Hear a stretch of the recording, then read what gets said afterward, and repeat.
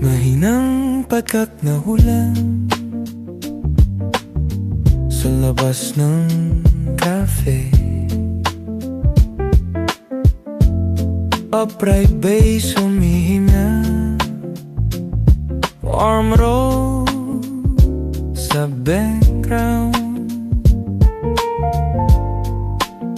Tasa ng katay sa kamay, virgin ang crackle ng vanilla, parang pahinga ng dyaryo.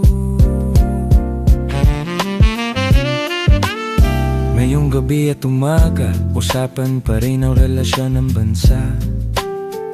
Filigini ang Ambassador Jose Manuel Romualdez at US Charge Dafes Robert Ewing. Inilungsad ang lobo para sa OC, kaong relasyon ng Pilipinas at Estados Unidos.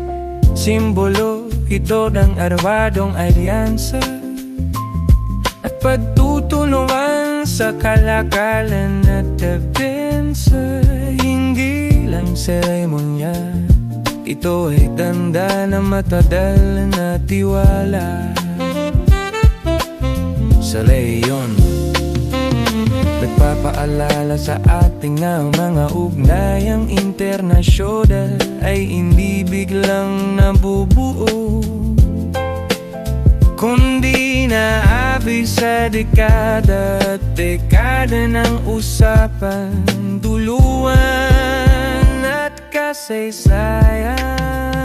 Kape sa tasa, balita sa hangin, hindi ang balita inunawa natin sa pagitan ng nota at katahimikan.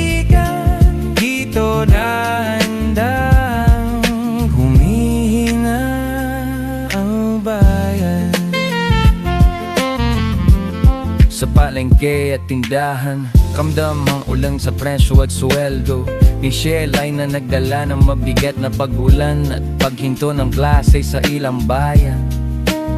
Ang paghinto ng pasok sa Albay at Camarines dahil sa baha ay hindi lamang bakasyon, ito ay realidad ng epekto ng panahon sa ekonomiya. Mga magulang gumigising ng maaga para manghanda sa pag-araw at tagpulan, habang mang vendor sa tanto, di mo tulungan ka mang may payong ko. Wala ang pundo sa pamilya ay binibiga, marang kabe sa kasada.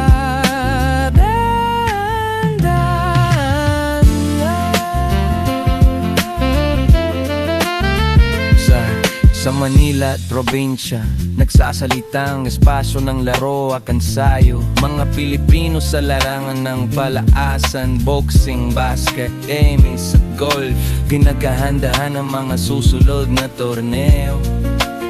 May alma ng disiplina at tiwala sa sariling kapayahan. Hindi lang tropa ang nilalabanan, kundi sarili rin ka ba? Ang bawat ensayo ay pahinga at lihim na pangarap sa umaga. Sa hentablado at pelikula, may mga reunion concert at palabas. Sex mom girls mag-perform ng ilang gabi sa Smart Araneta at Moa Arena. Pagdiriwang ng nostalgia, tubigin na nagpapatuloy kahit ulang batini, habang isang bagong pelikulang na loved one ni Ian Curtis at Jericho Rosales ay nasama-sama sa merkado dahil sa matagbela silang magkasama. Aliw at kultura katulad ng kape ay nagbibigay lakas sa mahinang araw. Pasyal line ay nagpadala ng ulan mula Bicol hanggang Visayas. Biglang baha at baha sa kalsada, mga payong nagliliparan. Pag-asa pa ring nagbabantay sa galaw ng panahon. Hindi bagyo, kundi paalala ng panahon. Napabago-babon, wala na'y dagkan sa sit ng tasa. At sa bawat patat, may kwento ng biyaya at panghahanda. Sa huling PCA Grow kagabi, may mga numerong sumisili. O3, Zone 9, 14, 22, 27, 36. Parang pangarap na nakasulat sa maliliit ng bola. Hindi sigaw ng swerte, kundi pangarap na tahimik, na maaaring magbigay dagdag ng ginhawa sa hapit ng tahanan. Kape sa tasa, balita sa hangin, hindi lang balita, inuunawa natin sa pagitan ng nota at katahimikan. Dito dahan-dahang humihinga ang bayan. Bumikinig pa ang dasaw lang sa labas pa rin.